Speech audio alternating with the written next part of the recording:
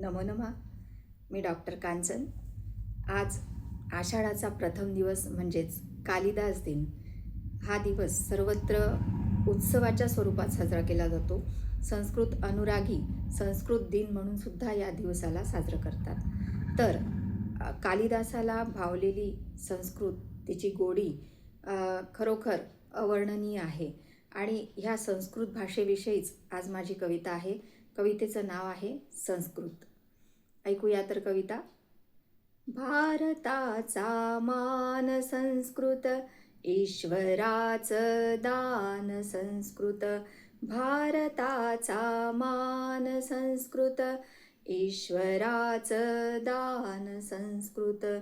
रोज जी भाषा मुखी, रोज जी भाषा मुखी, त्या भाषेचे विज्ञान संस्कृत. भाषेचे त्या विज्ञान संस्कृत. भारताचा मान संस्कृत, ईश्वराचं दान संस्कृत. भारताचा मान संस्कृत, ईश्वराचं दान संस्कृत. रोज ज्याचा योग आहे, रोज ज्याचा योग आहे, त्या पतंजलीचा प्राण संस्कृत. त्या पतंजलीचा प्राण संस्कृत. भारताचा मान संस्कृत, ईश्वराचं दान संस्कृत. भारताचा मान संस्कृत, ईश्वराचं दान संस्कृत. सदाचरणाचा कणा संस्कृत, सदाचरणाचा कणा संस्कृत. निरुक्ताचा कान संस्कृत, निरुक्ताचा कान संस्कृत. भारताचा मान संस्कृत, ईश्वराचं दान संस्कृत. विश्वाची तहान संस्कृत, विश्वाची तहान संस्कृत. मूल्य शिक्षेचा श्वास संस्कृत, मूल्य शिक्षेचा श्वास संस्कृत.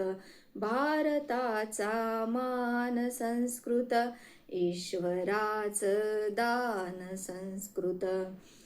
रान सारे पेटलेले, रान सारे पेटलेले, एक उभा कल्पवृक्ष संस्कृत. एक उभा कल्पवृक्ष संस्कृत. भारताचा मान संस्कृत, ईश्वराचं दान संस्कृत. आश्रमांनी जपलेली, आश्रमांनी जपलेली, निसर्गाची खाण संस्कृत.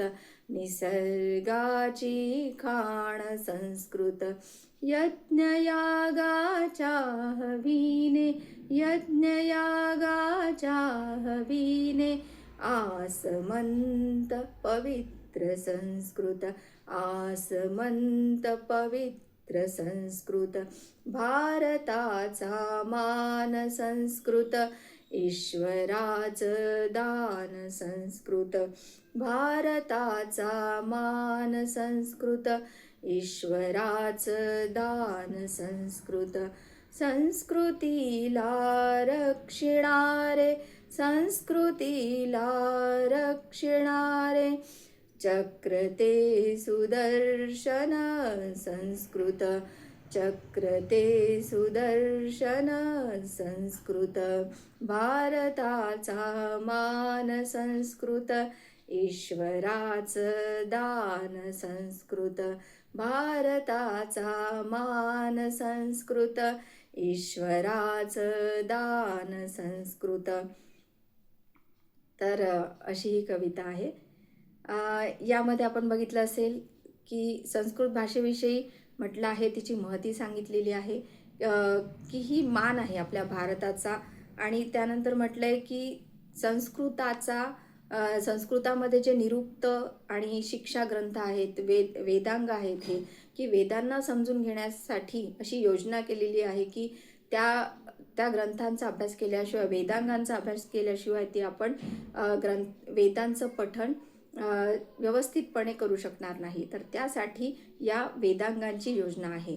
तर त्याचप्रमाणे आपली भाषा जर व्यवस्थित समजायची असेल, रोजची सुद्धा आपल्या भाषा, तर त्यांच्यासाठी सुद्धा निरुक्ताचा कान असणं आणि शिक्षेचा श्वास असणं गरजेचं आहे.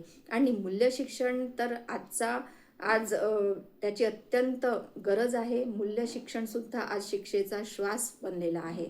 आणि हे सगळं ज्ञान कुठे आहे, तर संस्कृतामध्ये आहे. त्यानंतर जे आश्रमव्यवस्था आहे संस्कृत ग्रंथांमध्ये सांगितलेली, वेदांमध्ये सांगितलेली, तर त्या आश्रमव्यवस्थेने आज निसर्गाचं जे काही दान आपल्या पदरात पडलेलं आहे ते केवळ आणि त्या आश्रमव्यवस्थेमुळेच आहे. आणि त्यातही गृहस्थ आश्रम, जो की पर्यावरणाचाही रक्षक आहे. सर्वच आश्रम पर्यावरणाचे रक्षक आहेत. जर आपापली कर्तव्य, निहित कर्तव्य जर प्रत्येकाने पार पाडली, तर या पर्यावरणापासून आपण दुरावणार नाही आणि आपली जीवनशैली पर्यावरण पूरक असेल. आणि यासाठी संस्कृत ग्रंथांचं वाचन आणि पठण आणि त्यांना आत्मसात करणं, त्यातले विचार आत्मसात करणं हे गरजेचं झालं आहे. आणि त्यामुळे संस्कृत आजही या पेटलेल्या रानामध्ये, म्हणजेच हे जे मीडिया किंवा सोशल मीडियाचे शत्रू आहेत, जणू काही ते संस्कृतीवर कुठेतरी आक्रमण होत आहे असं वाटतंय, पण तिथेही खंबीरपणे उभी आहे. ती म्हणजे संस्कृत आणि संस्कृतीला धरून असलेली संस्कृत भाषा. तर आपल्यालाही या संस्कृत भाषेची तहान असावी, ती आत्मसात करण्याची इच्छा असावी, हीच इच्छा करते आणि ते थांबते. धन्यवाद.